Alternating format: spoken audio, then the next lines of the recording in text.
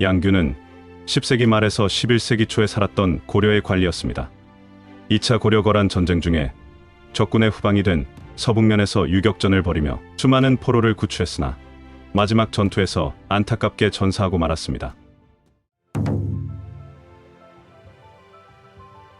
양규의 활약을 말하기 전 우선 2차 고려-거란 전쟁의 원인으로 기록에 명시된 것은 두 가지입니다. 하나는 고려와 여진족 간의 갈등이고 다른 하나는 고려에서 발생한 강조의 정변입니다. 우선 전자에 대해 살펴보겠습니다.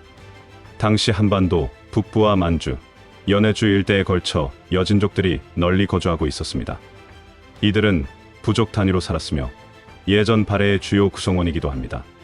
발해 당시의 말갈족으로 불렸던 이들이 이 시기에는 여진족으로 불렸던 것입니다. 당시 여진 부족들은 거란과 고려 사이에서 각자의 입장과 상황에 따라 향배를 달리하고 있었으며 이때는 철책으로 막힌 국경선 같은 것이 존재하지 않던 시대였습니다.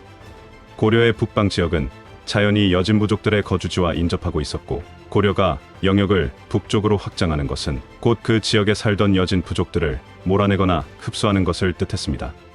이 과정에서 고려와 우호적인 관계를 맺는 부족들도 있었으나 갈등이 생기기도 하였습니다. 여진에게 적대적인 태도를 보이는 고려인들도 있었으며 하공진과 유종이라는 관리들이 그런 사람들이었습니다. 하공진이 북방 지역에 배치되었을 때 임의로 병사를 징발하여 동여진 부락을 침범했다가 패한 적이 있습니다.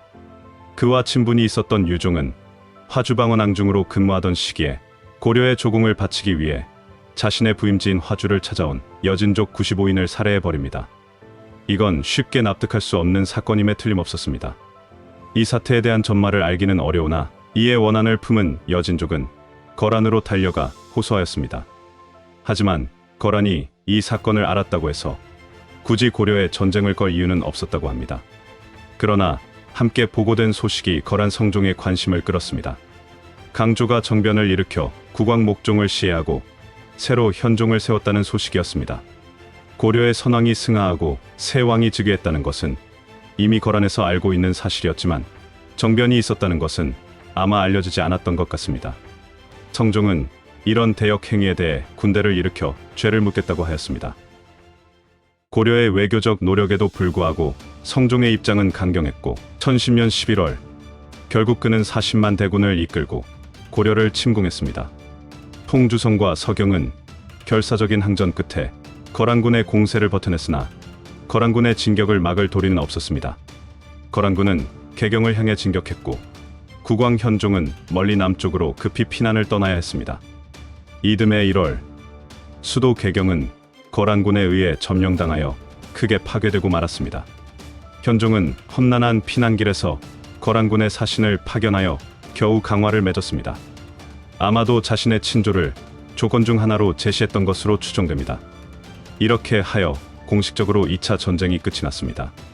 주력군이 대패하고 수도마저 함락된 처참한 종결이었습니다. 하지만 거란군이 철군하는 길목인 서북면에서는 아직 전쟁이 끝나지 않았습니다. 가장 처절한 싸움이 이곳에서는 계속되고 있었습니다. 바로 양규의 유격전이 이곳에서 벌어지고 있었던 것입니다. 사실 양규는 압록강을 건넌 거란군과 가장 먼저 마주쳤습니다. 강을 건넌 거란군은 고려군의 최전방 요새인 흥화진을 포위하였습니다. 당시 양규는 도순검사로 부임해 있었고 흥화진의 책임자인 정성, 이수와 장호 등과 함께 성을 지켰습니다. 거란 성종은 압도적인 병력을 거느리고 있었지만 우선 회유책을 택했습니다. 통주성 인근에서 고려 백성들을 잡아 비단옷을 내려주고 군사들의 호위하에 흥화진에 보내 자신의 편지를 전하게 한 것입니다. 편지에는 거란을 섬기던 목종을 시해하고 새 왕을 세운 강조를 잡으러 온 것이니 그를 체포하여 보내면 군대를 돌릴 것이라는 내용이 적혀 있었습니다. 또한 편지를 매단 화살을 성문에 쏘았는데 이 편지에는 위의 이야기와 함께 강조의 협박이 두려워 따랐던 자들은 모두 용서해주겠다고 적혀 있었습니다. 이것은 목종이 내렸던 은혜를 상기하고 자신의 뜻을 받아들이라는 것이었습니다.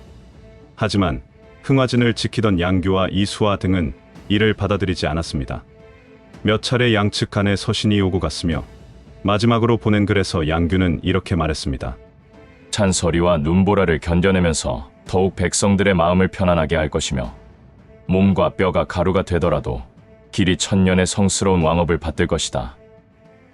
거란 성종은 이 글을 보고 흥화진이 항복할 뜻이 없다는 것을 확인하였습니다. 성종은 절반의 병력을 인근의 인주 남쪽 무로대에 주둔시키고 자신은 나머지 절반을 데리고 통주로 내려갔습니다. 그리고 통주 인근에서 강조가 이끄는 고려군을 대파하였습니다. 고려군을 격파하고 강조를 사로잡은 거란군은 강조의 편지를 위조하여 흥화진에 보내 항복하도록 설득했습니다. 당시 이것이 위조라는 것이 탄로나지 않았던 것 같습니다. 하지만 양규는 이렇게 말하며 거부했습니다. 나는 왕명을 받고 왔지 강조의 명령을 받은 것이 아니다. 즉, 이 지역을 사수하라는 왕의 명령을 따르며 이것을 지키겠다는 것이었습니다. 당시 강조의 정변에 의해 즉위한 현종은 아직 신하와 백성들의 마음을 확실히 잡고 있지는 못했기에 피난길에 현종은 갖은 수모와 위협을 받아야 했습니다. 그러나 서북면의 모든 지역이 흥화진처럼 버텼던 것은 아닙니다. 곽주를 지키던 조성윤은 도주하고 신영한 등 여러 관리와 장수들은 곽주성을 지키다 전사하였습니다.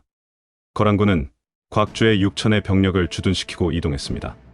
총 40만이라는 병력이 과장되었다고 하더라도 전체 병력의 절반이 후방에 남아 있었으니 서북면에 남은 거란군의 전력은 여전히 막강했습니다.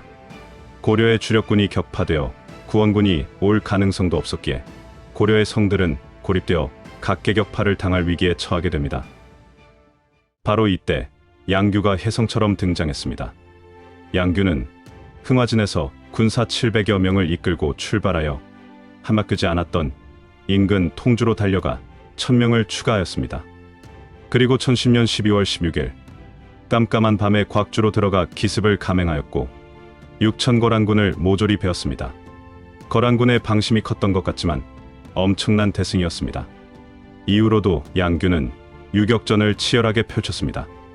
귀주의 별장이었던 김숙흥 등도 후방의 거란군을 공격하여 1만여 명의 목을 베는 전과를 거두었습니다. 양규는 이듬해 1월에도 무로대와 이수, 성령, 여리참, 애전 등에서 거란군과 격전을 벌여 6,500여 명을 죽였습니다. 고려사에는 이들이 한 달 동안 7번의 전투를 벌였다고 나옵니다. 이동과 정비 등을 감안하면 전혀 쉴 틈 없이 계속 싸웠다고 볼 수 있을 정도입니다. 당시 양규가 이끌고 있었던 병력의 수를 알 수는 없으나 정황상 그가 많은 군사를 거느렸을 수는 없었을 것입니다. 압도적으로 많은 거란군이 주둔한 서북면 지역에서 은밀히 이동하며 큰 타격을 입힌 양규와 김숙흥 등이 벌였던 유격전의 성과는 매우 컸습니다. 이 과정에서 노획한 말과 병장기도 이루 다 헤아릴 수 없을 만큼 많았다고 합니다. 거란의 주력군이 남하하여 개경을 점령하고 이후 강화가 맺어져 철군길에 오른 시점에도 전투는 계속되었습니다. 그런데 이때의 기록에서 주목되는 것은 사실 따로 있습니다.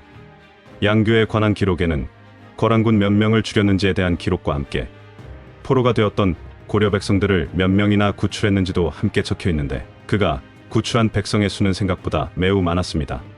처음 곽주에서 7천여 명, 무로대에서 3천여 명, 이수와 성령에서 1000여 명, 여리참에서 1000여 명, 그리고 그 외에 다른 곳에서 구출한 인원을 합치면 무려 3만여 명이 되었다고 합니다.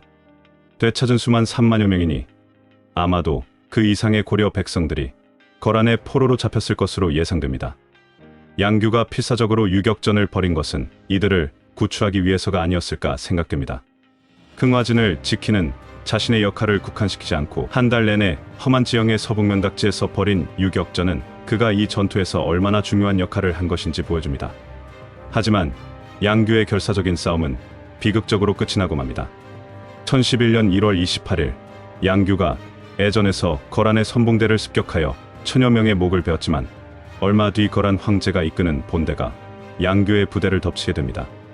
양규와 김숙흥은 종일 필사적으로 싸웠으나 결국 군사와 화살이 다 떨어져 전사하고 말았습니다. 훗날 문종은 두 사람의 초상을 공신각에 걸면서 이렇게 말했습니다.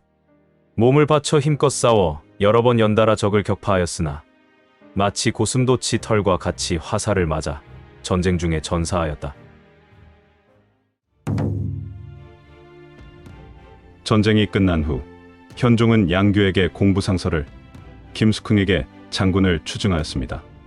여기서 양규가 무장이 아니라 문신이었다는 점이 눈에 띕니다.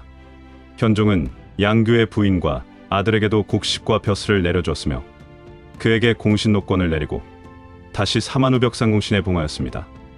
이후로도 그의 후손들은 여러 번 왕실로부터 포상을 받게 됩니다. 양규는 고려시대의 대표적인 공신으로 대대로 기려졌던 것입니다.